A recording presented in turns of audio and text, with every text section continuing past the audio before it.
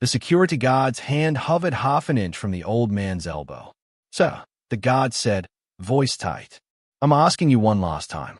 Please step away from the elevator." The lobby of Hell Ion Dynamics glowed under cold lead panels, all glass, steel, and green walls. At this hour, 6:47 p.m., according to the tower clock, it should have been nearly empty. Instead, a ring of employees had formed around the scene, clutching backpacks and laptops, pretending not to stare while staring at nothing else. Near the front desk, a receptionist pretended to type, fingers frozen over the keyboard. Behind the security guard stood 3 members of the board, suits pressed, shoes shining, their expressions drawn into varying degrees of discomfort and self-righteousness. At the center of them was a tall woman in a slate blue blazer, Vanessa Ing, interim chair of the board.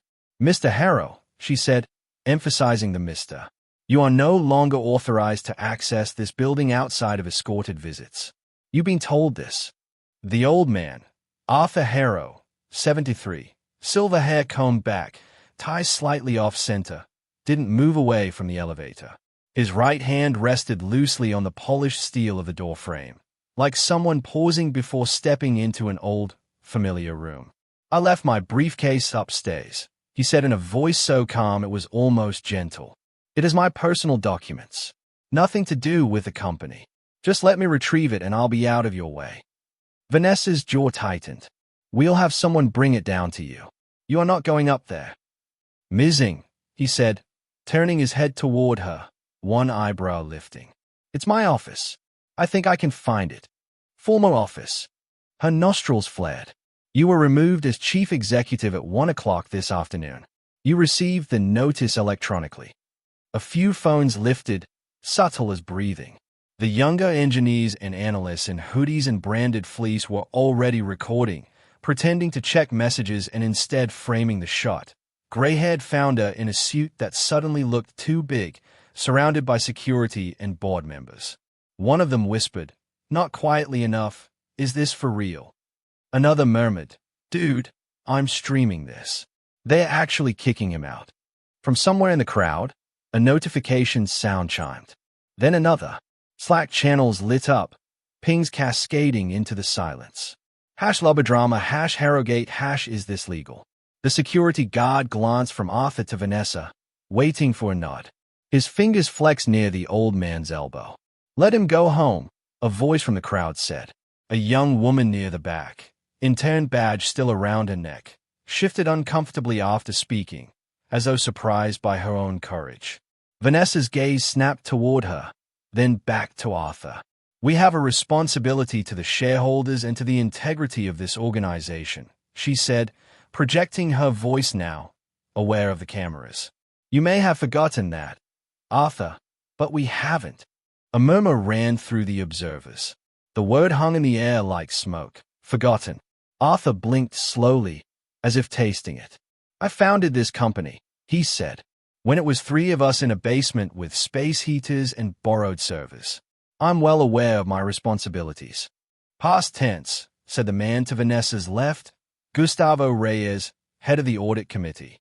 "You founded it. We're the ones responsible now." A snicker rose from somewhere near the front. "Guess they finally upgraded the firmware," someone muttered. Arthur heard it. His eyes flicked in that direction, searching for the face, finding only lowered gazes and blue-lit screens. The ridicule rolled over him and away. He drew a breath, shoulders steady. "You forced me out without a formal vote," he said. "No notice. No chance to speak. After 41 years. We exercise an emergency clause." Vanessa folded her arms. "Your behavior this past quarter has been erratic. Secretive. You cut us out of a major transaction. You ignored our questions. The board has a duty. To protect the company, Gustavo cut in. Not to indulge you." The security guard shifted his weight, muscles coiling. "Sir," he said to Arthur, "if you won't move, I'll have to escort you out. Please don't make this harder than it has to be." "Harder for whom?" Arthur asked softly. The guard's ears colored. Near the front of the crowd, a group of product managers watched, arms crossed, backpacks at their feet. One of them, A guy with carefully messy hair and thick glasses whispered into his phone camera. Okay, so, live from the Helion lobby. They're tossing out the old guy. No, seriously. They fired him today in a closed-door session. Word is he tanked the Safran deal. Walked away from $1 billion acquisition because he didn't like their culture. Turn your volume down, someone hissed. They can hear you. But the comments were already streaming in. Isn't he like the founder? Bro, this is brutal. Boomer meltdown coming in 3, 2. Check $HLDX after hours. Bet it's tanking. Arthur looked around slowly, taking in the lenses pointed at him, the anxious faces peeking over screens, the way some employees avoided his eyes as if guilt were contagious. You can record all you like, Vanessa said, following his gaze. Transparency is healthy. The investors will be glad to see we're taking action. Removing the man who built their wealth, Arthur said. Removing the man who almost destroyed it, Gustavo shot back. The security guard cleared his throat. Sir. Arthur lifted his hand from the elevator door at last. For a moment, it looked as if he might comply, might shuffle away like any other disgraced executive who'd gambled and lost. Instead, he turned fully to face the crowd. Did they tell you why? He asked, raising his voice just enough to cut through the nervous muttering. Vanessa stiffened. This conversation is over. I think they should know, Arthur said. His gaze swept the ring of people. You should all know what happens when a board decides the rules don't apply to them. You signed the documents, Gustavo said. You're in no position to lecture anyone about rules. Arthur's eyes held his, unblinking. I signed a great many documents, he said quietly. You may want to be very sure which ones you're referring to. The words landed with a curious weight, like a stone dropped into deep water. Phones recorded. Someone zoomed in on Arthur's face, on the fine network of lines at the corners of his eyes, the faint half-smile that didn't reach them. Near the back, a junior developer muttered, What does that even mean? Another replied, I don't know, but I've never seen him look like that. Vanessa opened her mouth, but before she could speak, Arthur reached into his inner suit pocket and touched the edge of a folded envelope, crisp and white, tucked there that morning with methodical care. He didn't pull it out. Not yet. Ms. Ng, he said, I will walk out of this building in a moment, as you wish. But before I do, I suggest you check your email. Vanessa frowned. What? Yours. He nodded toward her, and the boards, and perhaps the news feeds. He glanced at the phones in the crowd, at the tiny live indicators glowing red. You'll want to be prepared when the story breaks. What story? Gustavo demanded. Arthur looked at him for a long, measured heartbeat. The one about what happens, he said, when you fire a man without the vote your own bylaws require, on the very day he finalizes a deal you never bothered to understand. Silence seemed to surge outward from him, rippling through the lobby. Even the reception printer, eternally whining in the background, chose that moment to fall quiet. Deal? Vanessa repeated. What deal? Arthur's smile deepened by a fraction. Oh, he said. You'll see. And with that, he finally stepped away from the elevator, hands at his sides, walking toward the glass doors as every lens in the lobby followed, catching the last look on his face before the world outside swallowed him and the first notification alert chimed from someone's phone in a sharp, chiming burst of breaking news. Earlier that morning, the office had been almost peaceful. The city was still shaking off dawn when Arthur slid his keycard at the private entrance on the side of the Helion Dynamics Tower. He liked being the first one in. He always had. In the early days, it had been a necessity. There had been no one else to turn on the lights or restart the servers after another long night of overheating hardware. Now, the lights came on automatically when his shoes clicked across the lobby floor. The Helion logo shimmered on the wall, an abstract blue helix spinning endlessly. A holographic display of live numbers hovered nearby. Market cap, global users, carbon offset metrics. All green. All up. Except for the number in the corner, board satisfaction index. It didn't exist, but he imagined it at 50% and falling. He rode the elevator to the top floor alone. His reflection stared back at him from the mirrored walls, A man whose years had collected at his temples and in the slope of his shoulders, but whose eyes were still sharp. "You look tired," he thought at the reflection. "You look like a man who hasn't missed a sunrise in 40 years. He unlocked his office the old-fashioned way, with a physical key that the facilities manager had begged him to surrender when they upgraded to biometric access. He'd refused, half joking, half not. "Some things," he'd said, "shouldn't be updated just because you can." That had been the first time Vanessa had rolled her eyes at him in a meeting. He remembered the small twitch of annoyance in her jaw, how she'd masked it with a dutiful smile. Now, the office was as he'd left it the night before. Papers carefully stacked, a legal binder open on the desk, a single photograph angled toward his chair.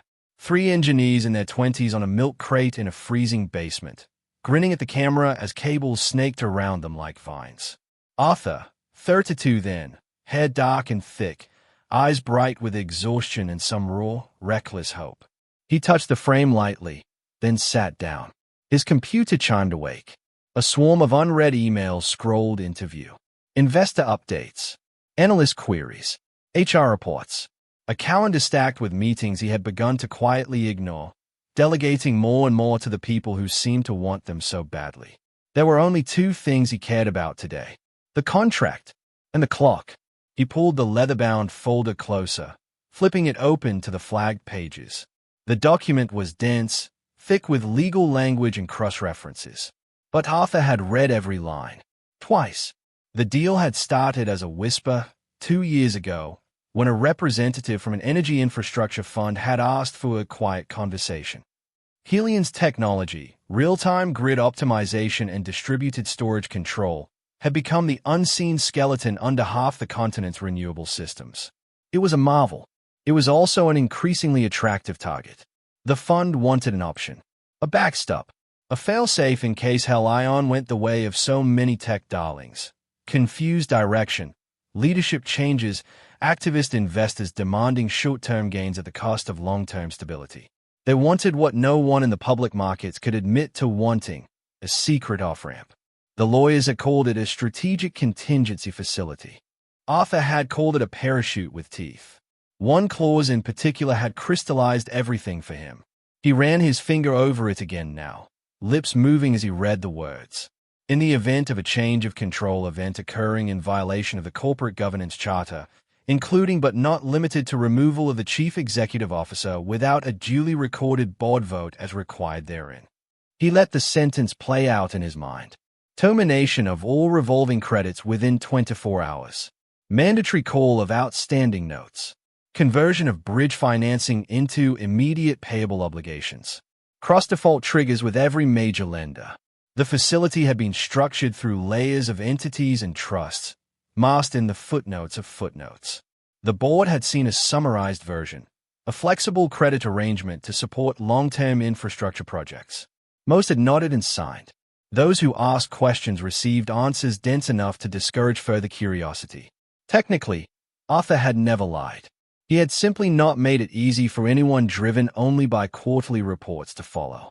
He had, however, added one more safeguard.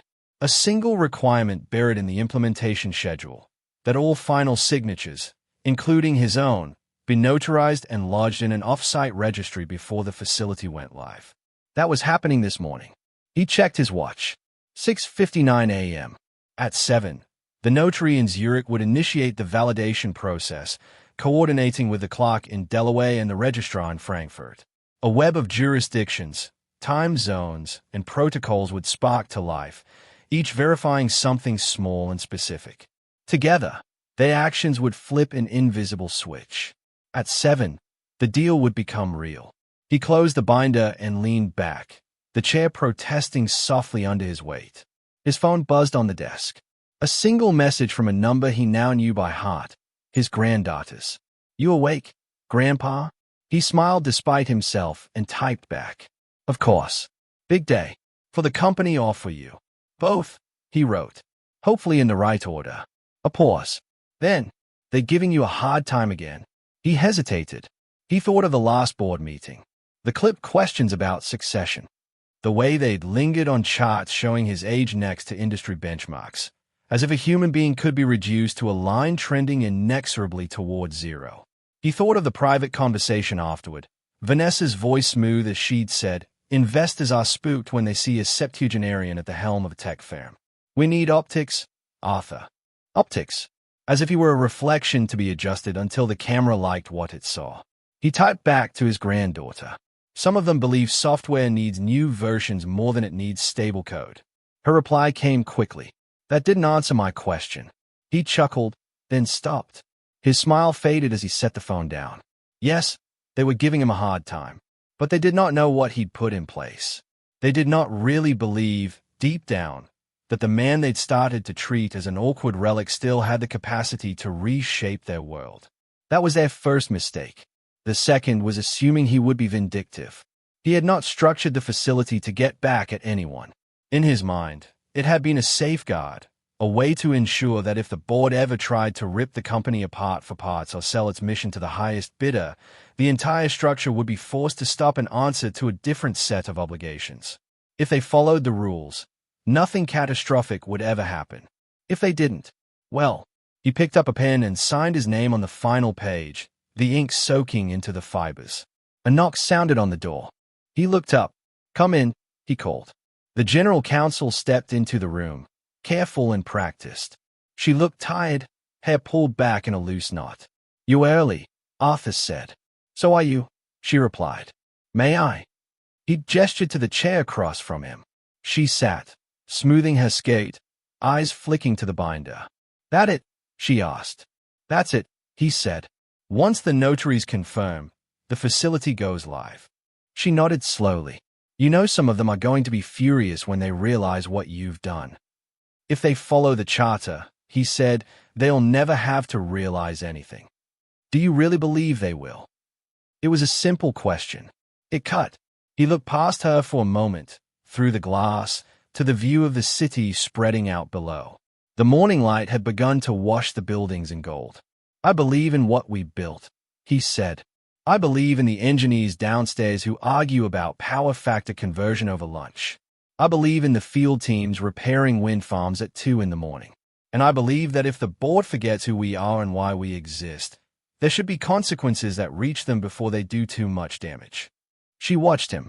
"You know they are meeting at noon without you." "I know," he said. "They didn't invite you to the executive session. They seem to like the sound of their own voices." She smiled faintly, then let it fade. "Arthur, some of them are talking about pushing you out. Ahead of schedule." "Schedule," he echoed, amused by the word. "We're talking about my life like a release roadmap." "Vanessa has the votes," she said quietly. "Does she?" He folded his hands. "She still needs to use them the right way. They might try to call it an emergency," the council said, "if they manufacture some kind of crisis. Then we'll see whether the people who wrote the charter meant any of it," he said, "or whether it was all just ink on paper." She studied him for a long moment. "You don't seem afraid," she said. "I've been afraid plenty of times," he replied. "When the engineers told me we'd miscalculated and the grid might collapse if we mistimed an update. When we were days from payroll and the only asset we had was a patent application no one understood. I was afraid then. This," he shrugged, "this is politics." "They are ruthless," she said. "So is entropy," he replied. "We design around it." She exhaled, half a laugh, half a sigh. "You should know," she said, rising, "that a couple of them consider this deal of yours erratic. They don't like that you kept it quiet until the last minute." "I briefed the committee," he said. "You briefed them on the summary." She gestured at the binder. "Not on that. They had every opportunity to read it," he said. "But they didn't," she replied. "And they'll blame you for that, not themselves." He considered that, then nodded once. "They might be right to," he said, "but they won't be right about everything." When she left, he sat alone with the signed document, the photograph of their younger selves beaming up at him, and the weight of 4 decades balanced on this one morning. He checked his watch again. 7:02. Somewhere in Zurich, a clerk stamped a form. Somewhere in Delaware, a registrar updated a database. Somewhere in Frankfurt, a line item became binding. The facility came alive. Arthur felt nothing, No shift in the air, no vibration in the floor. Just the faint hum of the building's environmental system and the soft ping of an incoming email confirming that all signatures had been validated. He downloaded the notarized certificate and slid a printed copy into a plain white envelope. He tucked it into his jacket over his heart. Later that morning, before the board convened without him, he walked the floors. He always did when he felt the world tilting. It reminded him what was real. The servers in the basement, softly roaring like a distant ocean. The half-assembled prototypes of smart meters on the 6th floor. The operations center with its wall of shifting maps showing power flows, outages, weather patterns. He stopped at the cafeteria where a young technician was explaining to a colleague why a particular transformer design was risky. Because you can't cheat physics, the technician said. You can delay the consequences, but you can't avoid them. Arthur smiled and moved on. By the time the board met at noon, he had already accepted the likelihood that they would attempt what they thought would be a clean coup. They would whisper to each other about legacy and risk and fresh leadership. They would tell themselves this was modern, ruthless efficiency. They would forget about the signatures lodged in 3 countries and the clause married to their own charter. They would forget that, underneath the numbers they worshipped, there were rules older and less forgiving than any corporate bylaw. You can't cheat physics, he thought as he stood outside the boardroom door, listening to the muffled voices inside. And you shouldn't cheat governance either. He didn't go in. He let them have their meeting. Let them choose their path. When he walked away from that corridor, heading back toward his office for what he suspected would be the last time as chief executive, his stride was slow but steady. In his jacket, the envelope crackled softly. It felt, in his fingers, somewhat like a parachute's ripcord. By the time Arthur stepped out of the elevator into the lobby that evening, the board had already acted. The official notification had arrived at 1:06 p.m., a formal letter attached to an email stripped of warmth, citing an emergency leadership transition to protect shareholder value. The language had been crafted with care and a certain smugness. He'd read it once, then set it aside. The rest of the day had passed in a quiet blur. HR had scheduled a meeting for the following morning to discuss separation logistics. Vanessa had not come herself. She'd sent a vice president instead. There's no need for dramatics, the VP had said, hands twisting together. We'll make sure your exit is dignified. Arthur had looked at him as one might study an abstraction. My exit, he'd replied, won't be yours to choreograph. Now, hours later, the so-called lack of dramatics had culminated in a very public confrontation, with security and board members in a lobby full of witnesses, exactly the kind of spectacle they claimed to want to avoid. Check my email, Vanessa repeated, eyebrows lifting. Is that supposed to be some kind of threat? Arthur stopped in front of the glass doors and turned. The reflection of the lobby shimmered behind him like a scene on a screen. It's a recommendation, he said. If you want to be sitting down when you see it. See what? Gustavo demanded, frustration coloring his voice. You've already been removed. We filed the 8K. It's done. In the crowd, someone gasped quietly. He's gone, another whispered. They really did it. Guys, Dolly HLDX is actually up in after hours, someone else said, checking a finance app market likes it. The old man was dead weight, I guess. That's enough, Vanessa snapped, though she wasn't sure whether she was addressing Arthur or the room. The lobby buzzed with a strange, electric anticipation. Phones vibrated with incoming messages. Live streams ticked viewers upward. 200, 500, 900. One of the streams had already been clipped and shared beyond the building. The shot of security moving toward Arthur, the hashtags accusing the company of ageism, of throwing out its own founder-like trash. Vanessa could feel the narrative slipping. She tried to grab hold. We have nothing to hide, she said. We acted in the best interests of the company. Did you? Arthur asked. You called it an emergency. What was the emergency, exactly? She opened her mouth, closed it. Erratic behavior, Gustavo said, stepping in. You cut us out of a major financing transaction. You exposed the company to unknown liabilities. You refused to answer questions. I answered every question you actually asked, Arthur said. You just didn't know which ones mattered. You moved forward with a multi-billion-dollar credit facility without proper board oversight, Gustavo said. If that isn't grounds for removal, I don't know what is. A facility designed to stabilize our infrastructure investments for the next 20 years, Arthur said. One you approved in summary and could have understood in detail if you'd bothered. We approved something quite different from what you signed, Vanessa shot back. Our lawyers. Your lawyers skimmed, Arthur said quietly. Mine read. A ripple of unease crossed the faces in the crowd. Okay, but why do we care? Someone whispered near the back. He's gone now. They fired him. The drama's done. Then why are you still recording? Their friend murmured, not looking away from the screen. As if conjured by the tension itself, a new sound cut through the silence. The sharp chime of a notification on someone's phone. Then another. Then 10 more. The sound became a strange, discordant music as devices in pockets and hands and bags lit up and vibrated. What the? Whispered the messy-haired product manager, glancing down. Oh, damn. He held his phone up, screen glowing. A news alert filled the display in bold letters. Hell Ion Dynamics announces sudden suspension of trading. Sources cite unexpected liquidity event. Another employee's screen showed a different outlet. Breaking. Helion's credit lines abruptly called in. Lenders refer to change of control clause. A third, a fourth, a fifth. SEC filings reveal complex facility triggered by CEO's removal without formal vote. Rumors of board misstep Royal Energy Tech giant. Vanessa felt a cold finger trail down her spine. No, she said softly, shaking her head. That's impossible. We saw the facility docs. It was a straightforward, wait. Her eyes snapped to Arthur. What did you do? I enforced the rules, he said. What rules? Gustavo demanded, gripping his phone hard enough that his knuckles whitened. The ones you agreed to when you signed the governance charter, Arthur said. The ones that mandate a recorded vote for the removal of a sitting chief executive, except in cases of documented criminal behavior or corporate malfeasance. We did vote, Gustavo said. The executive session.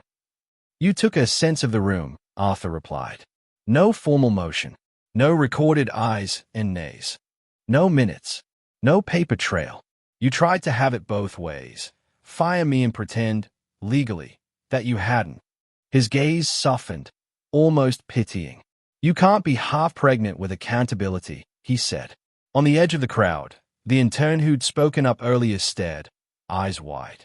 Her phone buzzed with messages from friends outside. What's happening? Your company is trending. Dude, did your boss just nuke the stock? The security guard looked lost now, his alien resolve crumbling as the ground shifted beneath him. This was no longer a simple matter of escorting an elderly man out of a lobby. The air itself felt charged, heavy with something more dangerous than hurt pride. Even if there was some clause, Vanessa said. Even if. You can't possibly have structured this scale. The lenders wouldn't. They already have, Arthur said. He nodded toward the phones. They had to. The facility became active at 7 this morning when the final signatures were lodged. The moment you removed me without following your own procedures, you triggered a change of control event in violation of the charter. The language is quite clear. This is insane, Gustavo muttered, scrolling furiously through emails. Our covenants, our revolvers. How could this be happening so fast? We told you we needed full oversight, he snapped at Arthur. You went around us. You went around the process, Arthur said. Around the safeguards meant to keep the company stable. You thought those rules were optional when inconvenient. The lenders disagree. A beat of silence. The stock, someone murmured, then fell quiet, thumb moving over a screen. It's halted. They stopped trading. Because of you, Vanessa said, voice low, dangerous. Because of your trap. Because of your arrogance, he said softly. The facility was always conditional. It only becomes punitive when leadership changes illegally. You could have replaced me next quarter with a proper vote and a plan. I wouldn't have fought. I know the numbers. I know I'm not immortal. His eyes glinted. But you wanted a shortcut. You wanted to humiliate me and sidestep the optics of a messy transition. You decided the rules were for other people. Gustavo shook his head, disbelief fighting with dawning horror. This is fraud, he said. You misled us. You misled the market. We'll sue you. We'll. A new sound cut him off. The low, collective inhalation of a crowd seeing something unexpected on their screens all at once. On countless phones, a document had appeared, shared through internal channels and external news feeds alike. Someone had leaked it, or perhaps it had been time-released, queued long before. The first page of the facility agreement. The signatures. The clause tying it to the governance charter. At the bottom, in undeniable, ink-black letters, the names of the board members who had signed, including Vanessa's and Gustavo's. Wait, Vanessa breathed, reaching for her phone as though it were a life raft. Who leaked? Arthur reached into his jacket and finally drew out the envelope. He opened it with deliberate care and slid out the notarized certificate. It gleamed slightly under the lobby lights. This is the recording of my signature and the validation of yours, he said. Filed in multiple jurisdictions. Time-stamped. Witnessed. He held it up for a moment, letting the cameras capture the seal. The lobby's monitors, tuned to the company's internal channel, had already begun displaying news segments. A live panel of analysts, faces tight, spoke over a Chiron. Hell eye on board misstep sparks liquidity crisis founders contingency deal triggers overnight obligations. Vanessa stared at the certificate, at the screens, at the multiplying feeds of her own face frozen mid-scoff. It can't just bankrupt us overnight, she said, voice trembling for the first time. There are regulations. Buffer periods. This is fear-mongering. The company is not dead yet, Arthur said, but it is bleeding heavily, and the people holding its veins are not you anymore. He turned slowly to the crowd, engineers, analysts, designers, janitors, the receptionist with her frozen fingers over the keyboard. It will be messy, he told them, his voice carrying. But mess can be survived if you face it honestly. Honestly. Gustavo snarled. You call this honest? A new voice joined the chorus. The general counsel, hurrying into the lobby, breathless, phone in hand. Vanessa, she said urgently. We need to talk. Now. The lenders. The regulators. They are. Her eyes fell on the certificate in Arthur's hand. On the cluster of phones filming. On the red live icon in the corner of the lobby's monitors. Oh, she breathed. It's already out. Tell them, Arthur said quietly, nodding toward the board members. Tell them what's happening. The counsel swallowed, then faced the room. As of 10 minutes ago, she said, voice unsteady but clear, 3 of our major credit lines have been terminated.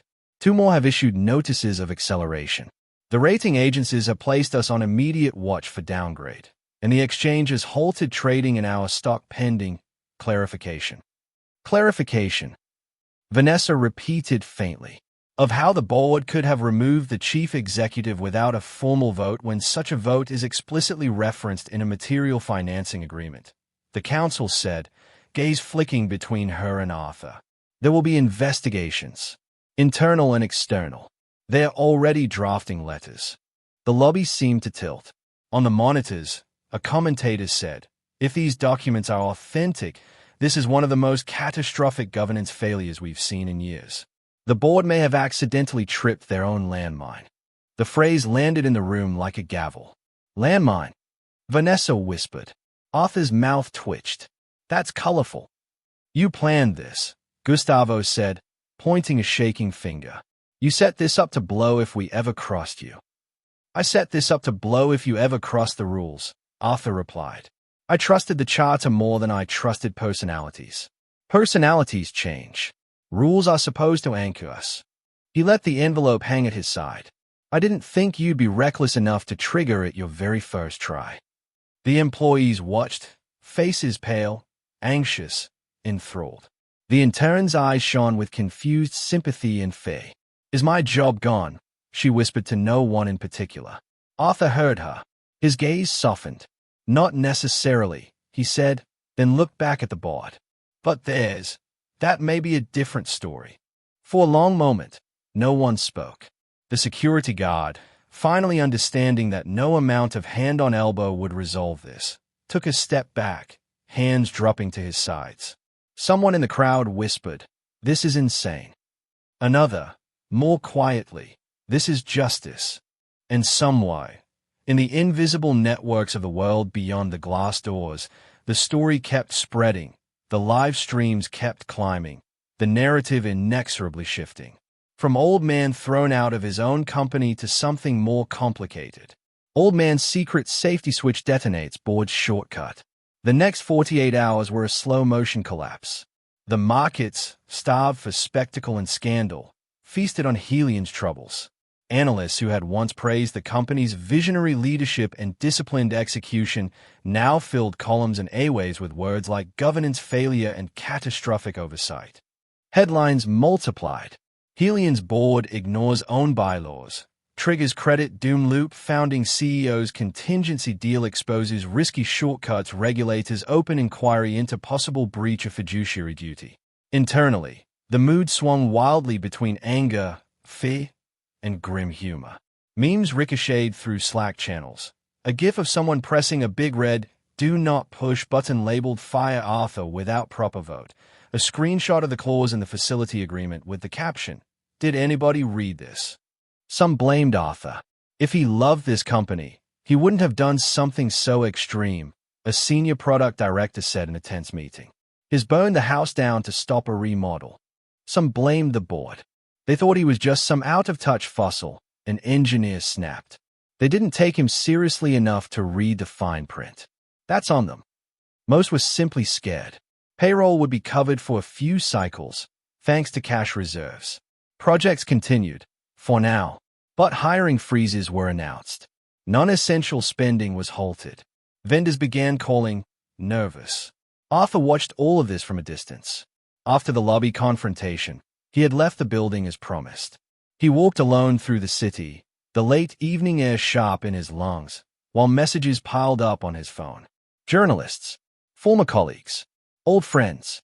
A toast text from Vanessa, "We need to speak." Now, he didn't answer her. Not yet. Instead, he went home, made tea, and sat in his quiet kitchen as the world digested what had happened. His granddaughter called. "They are saying you nuked the company," she said without preamble. "Is that true?" He took a long breath. "I built a failsafe into a very large machine," he replied. The people operating it ignored the warning labels and ripped out the safety pins. "That is not a no," she said. "It's not a simple yes either," he answered.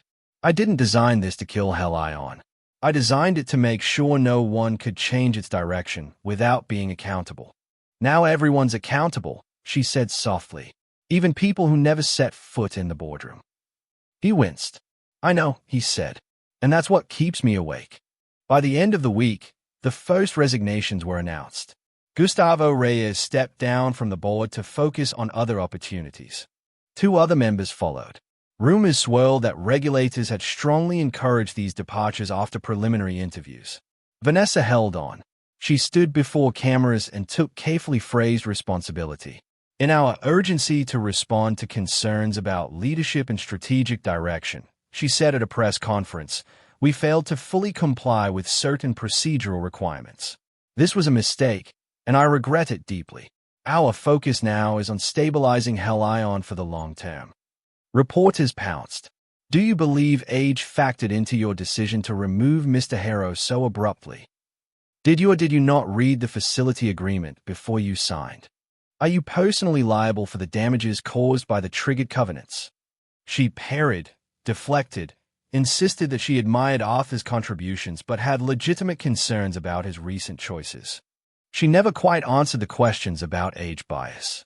She never quite admitted that she had not read the full document she'd signed. Behind her, in the same frame, the Helion logo spun like a reminder of something purer. Arthur watched it on his television, a cup of tea cooling clutched in his hands. He did not feel triumphant. He felt tired. His phone buzzed again. Another text from Vanessa. "We need to talk. Please." This time, he replied. "Tomorrow. Bring counsel." And a notebook. They met in a small conference room at a neutral law office, away from the cameras and the spin. Vanessa looked older than she had a week before. Lines had etched themselves around her eyes. Her blazer hung looser, as if she'd lost weight from the stress. Arthur arrived with the general counsel, who nodded to her counterpart in the room. Legal pads were placed on the table, pens lined up. Vanessa didn't bother with small talk. Why, Arthur, she asked as soon as the door closed. Why structure something like this? Why make it so deadly? It isn't deadly by nature, he said. It only bites when it's mishandled. You hit it, she said. I disclosed it, he replied. In full. You chose the summary. You knew we wouldn't dig, she shot back. I suspected some of you wouldn't, he said. That's not the same as hoping for it. She laughed, a bitter sound. Do you understand what you've done? She asked. The layoffs we're facing, the projects we'll have to cancel, the people whose lives will be upended. Yes, he said quietly. All too well. Then how can you sit there so calm? Because panic won't help them, he said. Because the damage is done, and all that's left is how we respond. Because if we start this conversation with me on my knees and you on a cross, we'll never get anywhere. She stayed at him. This will finish me, she said, voice cracking. My career, my reputation. It may, he said, and it may not. That depends on what you do next. What I do next. She gave a strangled laugh. I have regulators combing through my emails, shareholders threatening lawsuits, employees calling for my head. What do you suggest I do, O wise elder? The sarcasm had more desperation than venom. He leaned forward slightly. Stop treating this like a PR problem, he said. Start treating it like a moral one. She blinked. Excuse me, she said. You're still thinking about optics, he said. About how you look. About who gets blamed. About whether you can survive this politically. That's understandable. But it's the same thinking that got us here. She opened her mouth, but he continued. You fired me not because the company was collapsing, but because you thought I was a liability to the stock's image. You prioritized the perception of decisiveness over the discipline of doing it right. You discounted my voice because I made you uncomfortable and because others whispered that my time had passed. You chose speed over substance. He let the words sink in, and in doing so, you endangered the very thing you claimed to protect. Her eyes glistened now, but she looked away, refusing to let tears fall. We can't undo it, she said hoarsely. Even if we tried to reverse the removal now, the trigger's been pulled. I know, he said. So what's left? She asked. What's your grand wise man advice? Should I fall on my sword in the town square? He studied her for a moment. You need to tell the truth, he said. To whom? She demanded. The regulators, the press, the staff. Yes, he said. To all of them. But more importantly, to yourself. You need to say, out loud, that you chose optics over process. That you let your bias, about age, about control, color your judgment. You need to own that you didn't read what you signed and that this negligence hurt people. You want me to confess to malpractice on live television, she said. I want you to lead, he replied. For once, not by pretending you're infallible, but by showing everyone what accountability looks like when it costs something. She swallowed. And you, she asked, what do you lose in this version of your sermon? You come out looking like the misunderstood genius who outsmarted the upstarts. People are painting you as some kind of folk hero. Then they are wrong, he said sharply. She blinked. I'm not a hero in this story, he said. I built a dangerous tool and trusted people who hadn't earned that trust. I let my frustration with you cloud my judgment about how far to take a contingency. I wrote a rule that punishes the many for the sins of the few, and I did it because I didn't see another way. That is a failure, too. The room was very quiet. The lawyers watched, pens still. So what do we do? Vanessa asked again, but this time there was no sarcasm. Only exhaustion. You help me stabilize the company, he said. We go to the lenders. We show them a plan. We build a restructuring that protects as many employees as possible, even if it wipes out our own equity. We cooperate fully with investigators. He held her gaze, and when they asked whether age bias played a role in your decision-making, he said, You don't hide behind talking points. You acknowledge that you did, in fact, see my years as a liability first. You admit that you spoke of optics more than outcomes. Her jaw clenched. That will destroy me, she said softly. Or it might save you, he replied. Not your titles or your stock options, but something more important. And what's that? She whispered. Your integrity, he said. The part of you that has to sleep with what you've done when the cameras move on. She looked at him for a very long time. You really think anyone cares about integrity in this, she said at last. They care about money and blame. You're wrong, he said quietly. The employees watching this unfold, the people whose mortgages and kids' school fees are tied to this place, they care whether the people in charge are capable of honesty when it hurts. He leaned back. I structured that facility to force consequences on people who treated rules as suggestions, he said. If you want to show that you're something more than that, this is your chance. The next week, Vanessa stood before the cameras again. She did not read from a teleprompter this time. I made a terrible mistake, she said, voice steady. In my haste to appear decisive, I allowed fear of a narrative, a story about an aging leader and stagnation, to outweigh my respect for the governance processes we all swore to uphold. I did not read the full documentation of the financing facility I signed. I did not insist my colleagues do so. I treated the rules as a formality, and that arrogance has harmed our employees, our partners, and our shareholders. Reporters shifted, surprised. This is not Mr. Harrow's fault alone, she continued. He structured a contingency that was harsh, yes, but it was only activated because we ignored our own bylaws. We failed in our duties. I failed. For that, I am deeply sorry. The clip went viral, not because people were used to executives apologizing, but because she did it without the usual hedging and euphemisms. Some called it too little, too late. Others called it the first real thing she'd said in weeks. Arthur watched from his living room and felt something in his chest loosen, just a little. It didn't undo the mess. It didn't UN trigger the clauses. The company still had to renegotiate, restructure, lay off. But it changed the tone. It showed the employees, and the watching world, that at least one person in formal power had remembered how to say, I was wrong. Months passed. The headlines moved on to other scandals, other collapses, other stories of hubris and reckoning. Helion survived, barely. A major public infrastructure fund came in with a lifeline, buying a controlling stake at a fraction of the company's former valuation in exchange for fresh capital and a clear governance overhaul. The board was almost entirely replaced. The charter was rewritten in plainer language, with teeth that everyone understood this time. Thousands of employees kept their jobs. Hundreds did not. Arthur attended the all-hands meeting where the new leadership announced the layoffs. He sat on a folding chair in the back of the cavernous auditorium, listening to the muffled sobs, the brittle laughter, the silence between them. When they invited him to speak, he hesitated.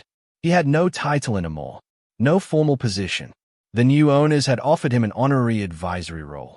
He declined most of its perks, accepted only the chance to talk to the people one more time. He walked to the front slowly, the room blurring for a moment as memories interlaced. The early days in the basement, the nights sleeping under desks, the thrill of the first prototype working without crashing the grid. He stood at the podium and looked out at the faces, older now, some worn, some young and scared, some defiant. I wish I was speaking to you under different circumstances, he said. I wish there were no pink slips on anyone's lap today. The room was very still. I could stand here and tell you about market forces and interest rates and the cost of capital, he said. All of that is real. All of that matters. But it would be a distraction from the truth we have to sit with. He inhaled. We did this to ourselves, he said quietly. Not you, necessarily. Not the people who keep the servers humming and the turbines spinning. But those of us who sat in rooms with power and treated rules like suggestions, who let our fears and egos dictate when we followed process and when we skipped it. He let that settle, feeling the discomfort in the air, the anger and hurt it stirred. I built a contingency into the architecture of this company, he continued. I told myself it was a safety net. In reality, it was also a weapon. I believed that making the consequences severe would scare people in power into behaving. I overestimated their wisdom and underestimated the collateral damage. He looked down for a moment, at his hands on the podium. I am sorry, he said simply. To those of you who will lose your jobs, to those who will stay and carry the weight of this, I am sorry for my part in a design that made your lives more fragile. There were tears in some eyes now, anger in others, a weary acceptance in many. But I want to say something else, he said, voice firming. Something that may sound, in this room, like small comfort. It isn't meant to comfort. It's meant to challenge. He leaned forward slightly. If we walk away from this believing the lesson is never trust old men, or always distrust boards, or never take risks, we will have missed the point, he said. The point is gentler and harder. He looked around at them, meeting as many eyes as he could. The point is that dignity is not something anyone can fire you out of, he said. Power can be stripped with a signature. Titles can vanish overnight, as mine did. But the way you treat people when you think they are in your way, the care with which you follow the rules that protect others even when they're inconvenient, those are choices no one can force on you or take from you. He gestured vaguely toward the front row, where some remaining board members and new executives sat today. Some of us chose poorly, he said. We looked at a man who had grown old and decided his experience was a liability. We looked at processes meant to protect the vulnerable and decided they were obstacles. We used words like efficiency and optics to dress up what was, in truth, impatience and pride. He drew a breath. I'm not here to ask you to forgive us, he said. That's your decision, not ours. I'm here to ask you to remember this. Every system, no matter how elegant on paper, is only as moral as the people who operate it. He let his gaze travel the room. One day, many of you will sit in rooms like the ones we sat in, he said. You'll have the power to hire and fire, to sign deals, to bend rules just this once. You'll be tempted to treat the processes that slow you down as bureaucratic clutter. You'll look at someone who's different from you, older, younger, from another culture, and you'll be tempted to decide, quickly, that they're either useful or in the way. He paused, the silence now thick with attention. When that moment comes, he said, I hope you'll remember what happened here. Not the memes, not the headlines, the faces, yours, the cost of our shortcuts. He straightened. If you remember that and choose to slow down, to ask the hard questions, to follow the rules even when you could get away with breaking them, then this won't just be a story about collapse, he said. It will be the beginning of something better that we can't see yet. He stepped back. The applause, when it came, was not thunderous. It was hesitant, patchy, then growing as people decided whether they wanted to join. It sounded, to his ears, like something fragile trying to continue. Afterward, people approached him. Some embraced him. Some told him, bluntly, that they blamed him. He accepted both with the same quiet attention. The intern from the lobby confrontation found him near the back. I'm one of the ones being let go, she said, eyes red. I'm sorry, he said. It's not fair, she whispered. No, he agreed. It isn't. But, she swallowed. I watched the video of that night in the lobby, over and over. The way they talked to you. The way you didn't yell back. I think that's changing how I want to be, if I ever end up in their seats. He studied her. Hold on to that, he said. The world has enough people who find excuses to be unkind when they have leverage. She nodded, wiping her eyes. Thank you, she said, then laughed through a sniff. Even though, you know, I'm out of a job because of all this. If it's any consolation, he said, so am I. She smiled, small and sad, and walked away. A month later, he started a small foundation with what remained of his personal wealth after legal fees and settlements. Its mission was simple, to help early-stage companies build governance structures that were more than window dressing, to teach young founders and boards how to write charters they understood, and to live by them. He wrote and spoke and listened, traveling more than he had in years. He met people who had read about Helion and seen in it a mirror of their own organization's vulnerabilities. He met others who dismissed it as an anomaly. He knew better. Hell Ion, scarred but alive, gradually stabilized under its new ownership. The tech remained excellent. The engineers remained stubbornly proud of their work. The new board seemed, for now, wary of shortcuts. Vanessa disappeared from the front pages. Rumor had it she'd taken a position with a non-profit dedicated to corporate ethics, working quietly on case studies and training programs. Some mocked her for it. Others said it made sense. Arthur never spoke to her again, but he read one of her essays online.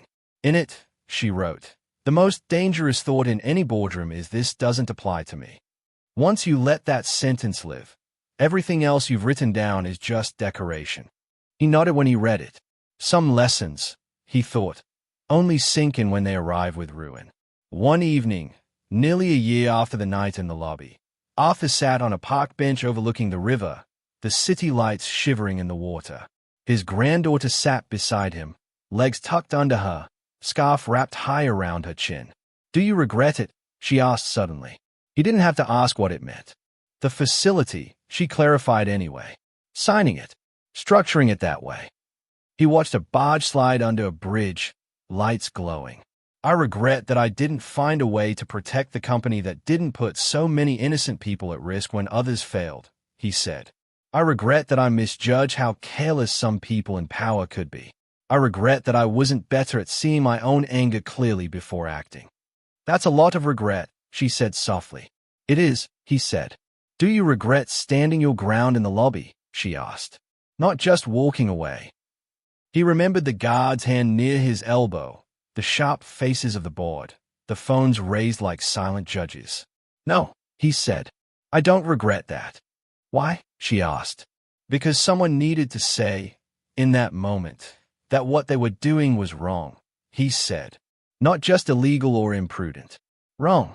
That they were stripping someone of his dignity publicly, not because he had stolen or lied or abused, but because he made them uncomfortable and it was convenient." He turned his head, looking at her. "It's important to show that you can be humiliated and still hold your own center," he said.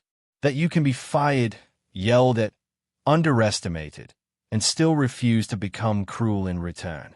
Some people online said you got revenge," she said. "That you played the long game and owned them." He shook his head. "What happened wasn't revenge," he said. "Revenge delights in suffering. I don't take any joy from the pain this caused.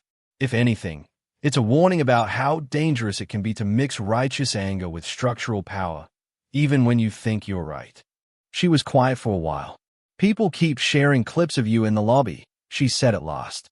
"The way you said, 'You can't be half pregnant with accountability.' It's like a meme now." He grimaced.